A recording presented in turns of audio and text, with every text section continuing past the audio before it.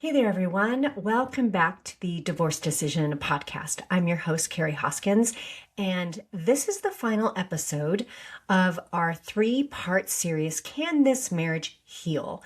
Basically, I've been giving you, or I'm going to be giving you today, the third question, three questions to ask yourself that can help you get a sense of what it might take to turn your marriage around. So for those of you that are really feeling conflicted or confused or in limbo about which direction you want to go with your relationship, with your marriage, I'm really hoping that this series has given you some really useful things to reflect on and think about. So today, like I just said, we're talking about the third question. Now, I saved this question for last because it's actually the one that people struggle with the most. And it's typically why people seek me out, why they want my help, to specifically figure out the answer to this question. Now, if you haven't listened to episodes 49 and 50, I'd really encourage you to go do that so that you, after today, would have all three questions just to help you get a little bit more clarity and to have some purpose in your thought process as you are thinking about what you want to do with your marriage. So today's question is, if real change were possible, would you want to stay in the marriage? Now, like I said, this is the thing that people stress out about the most. It's the question that keeps people up at night. Now, how difficult this question is for you to answer is usually dependent on what stage of the divorce decision process you are in. For those of you in the beginning stages 1 through 3, the quiet knowing, the truth telling, maybe the testing, it's usually easier for you than those people who might be in the later stages 4, the fracture, or 5, the crossroads, okay? So depending on where you are in your own personal process, that is what is typically one of the things that makes this either easy or more challenging to answer. Now, if you don't know what stage you're in, which you probably don't, you can go find out by taking the very short free quiz that I have for you. It's called Should We Get a Divorce? It takes just a couple of minutes. You can find it on my website, kahoskins.com. And I also put the link in the show notes, and hopefully that link works. And if it doesn't work, please send me a message and let me know, even though I have tested it several times. But go check out that quiz. It will help you figure out what stage you are in. So having the desire, even just a small amount, to fix your relationship is a critical part of the decision-making process and a critical part of the repair process, if that's the path that you choose. So today, what I wanted to do for you is just talk about how to recognize if there is any desire to fix the marriage.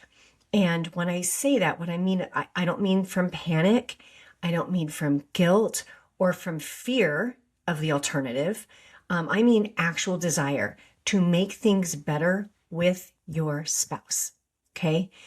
So in order to do that, I want to just briefly go over the difference between desire and duty, which I'm also going to call obligation, because saying the word duty over and over again is really annoying. But some people think about the possibility of repair because they feel like they're supposed to want to, not because they actually want to, or they feel pressure from family or friends. And I say this confidently because I have these conversations literally all day long with people. You guys, showing up out of obligation isn't in and of itself a bad thing, not at all. Okay. There are definitely seasons of your marriage where you show up because you made vows, you made a commitment, because you have children, because your spouse is struggling, because you're trying to be a person of integrity. Okay. However, obligation or duty alone are not enough for real, true repair. And it becomes a problem when it's the only reason why you're staying. Okay. If you actually want a healthier marriage, because there's lots of people that stay out of obligation, and they just kind of resign themselves to being unhappy. They don't make a move to make things better, and they don't make a move to separate. Okay, there are those people, but I'm assuming because you're listening to this podcast that you're not one of those people. So let me tell you what obligation has the potential of doing to your relationship. It has the potential of keeping you physically present, but still emotionally unavailable. So you're living in the same house. You're attending maybe coaching sessions or counseling sessions. You're saying the right things. You make it appear like you're trying. But underneath the surface, you're not really open. You're literally just going through the motions. You are enduring the marriage, but you're not actually actively working on making it better. And this is really painful. Maybe not for you, but for your spouse. You are like I said, you're enduring the marriage. The other person feels that. And this creates a really just kind of dysfunctional and painful dynamic where one of you is sincerely hoping for reconnection and the other one is performing. The other one is pretending to participate. And the one who wants to fix it feels it. And they may not be able to name it, but they can feel that absence of desire. And over time, that just creates a really negative dynamic, which, just adds to more of whatever is going on in your relationship. Obligation also has the potential of creating more resentment for you. When you go through those motions of repair only because you think it's what you should do, in air quotes, it increases the likelihood of adding to the resentment that you already have, which really works against the repairing, fixing process. And let me tell you, every person I have ever worked with, every single one of them, has come into coaching with some amount of resentment towards their spouse. You do not need more of that piled on top of what you're already carrying around with you. So if you are considering trying to fix your relationship or saying that you're willing to fix it out of duty, it's not going to help you or your marriage in the long run. Now, if obligation is what gets you there, right? If obligation is what gets you to the point of asking for help, awesome. I am all for that, whatever gets you into the door, okay? But you need to be honest about it with yourself, with your spouse, and with whoever it is who's helping you. Because the changes that repair requires and that process, at least like my process, it's different if you don't have a desire to do it. If you actually want to fix your relationship in the long run, it does actually require desire, not just compliance. You have to want it. And one of the reasons why is because fixing it is a marathon, not a sprint. And the longer you've been struggling in your marriage, the longer your marriage has been hurting, the longer it usually takes to turn it around. It takes longer to rebuild that trust, the safety, and the connection, which are all things that you need in order to have a happier, healthier, more fulfilling relationship. Okay. So you can should yourself into doing things all day long, right? Doing all the things, attending the sessions, reading the books, stopping yourself from making that passive aggressive comment in the kitchen. You can do whatever you can to probably make things feel better in the short term. But without desire, those things are not going to last. And you're going to end up right back where you started, right back here, questioning and unhappy. So creating a healthier, more satisfying marriage typically requires more than just improved behavior. It requires some part of you that is willing to move towards your spouse again. Okay. So how do you know, and this is always the question, how do you know if you are willing or questioning fixing things out of obligation or desire? So if you're being motivated by duty or obligation, you're going to think things or say things like, well, I made a commitment. I don't want to hurt the kids. I don't want to be the person that gives up. I know divorce would be painful and I'm not sure I'm ready for that. I'm afraid to leave. I should try because it's the right thing to do. Now, if you have a true interest or desire to turn your marriage around or to save your marriage, you're going to think things or say things like, I really want to understand what has happened between us. You might say something like, or think something like, I want to feel differently about my husband, or I want to feel differently towards my wife, or I want to see if it's possible to make things better. Like, you can hear the difference between those two, trains of thought, I would think. I can hear them. So what I want to say next is that when you imagine your marriage being genuinely turned around, not perfect, but healthier, warmer, with openness, with connection, with vulnerability, with enjoyment, what do you feel?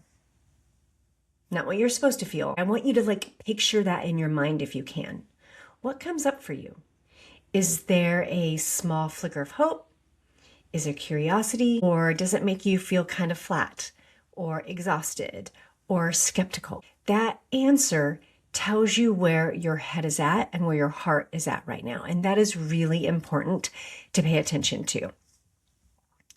So I want to end this kind of part of this episode with something that I think is really the entire heart of this little mini series. All three of these questions, ownership, respect, desire, they're actually pointing to one deeper question.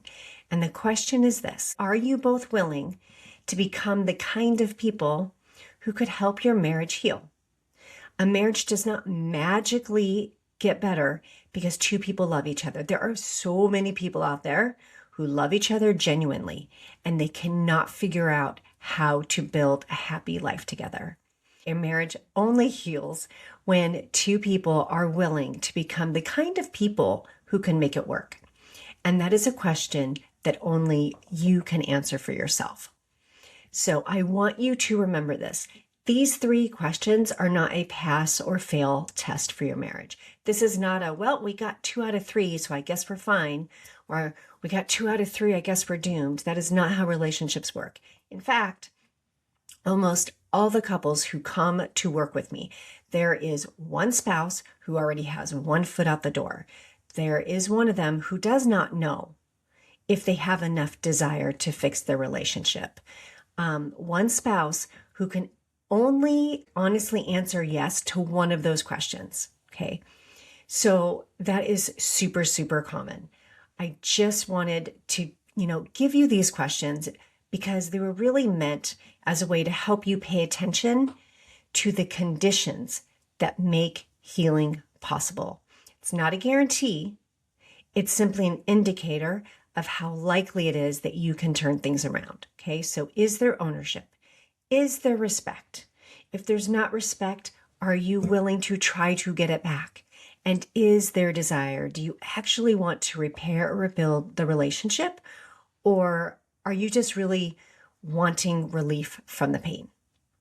And listen, if you are listening to this and you are realizing we don't have all of those things right now, that does not automatically mean your marriage is over. Like I just said, so many of the people that I work with, one person cannot answer yes to all of those questions, okay? All it means is that you might need help. You might need structure. It may mean that you need to stop having the same circular conversations and start having the conversation underneath them.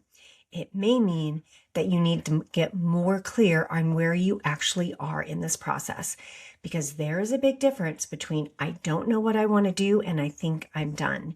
And those are very different places, and they require different questions and different next steps. And if that is you, my friend, please, I really encourage you, go take that Should We Get a Divorce quiz. It is in the show notes, or you can visit kahoskins.com.